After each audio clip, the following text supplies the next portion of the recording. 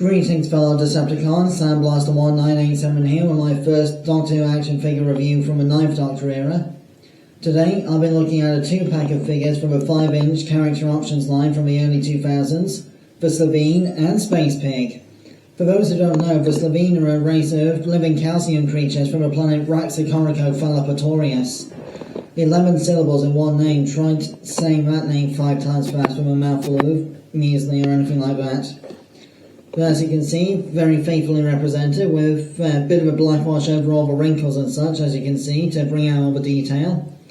I would have liked a little bit more articulation to some of these early 2000s Doctor Who figures, to be honest. And I really think that McFarlane Toys of a 7-inch scale could get a much better job of articulation and proportions balance, but still. That's a video for another time, which I'll leave linked down below in the description.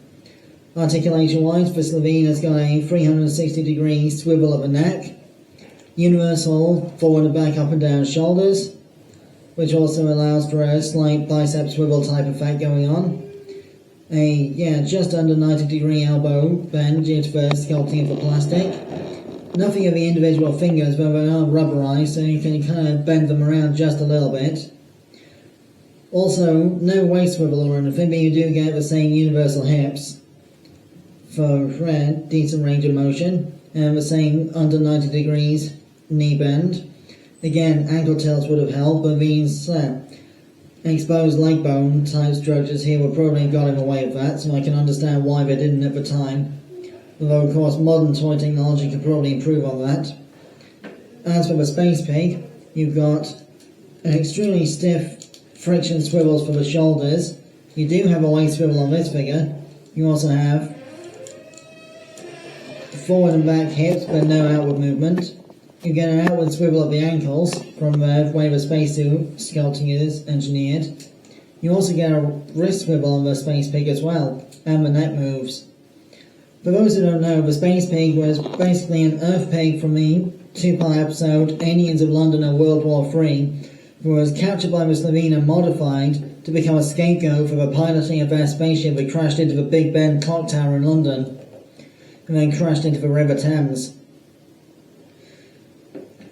This would not be the only time that pigs will be used as for forced labour minions of a Doctor Who anime, because a couple of years later the Daleks would turn humans into human-pig hybrids as their manual labour slaves in the Daleks in Manhattan and Evolution of the Dalek storyline.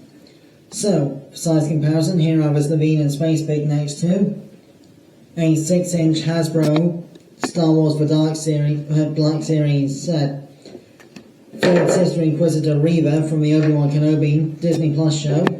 As you can see, she's quite a bit taller than both of them. Of course, if this were an accurate scale, the Slitheen would be towering over Reva, obviously, but, the Doctor Who toy lines weren't always scale accurate. Then, for size comparison again, here's the Werewolf from the Season 2 episode Tooth and Claw, who will be my next review subject. As you can see, again, the lupine wavelength hemivariform, the Werewolf, towers over both of them. So, that said, I've been Sandblaster 1987, thanks again for watching. My next review will be the Werewolf from the Tooth and Claw episode of Doctor Who. Until then, till all are one.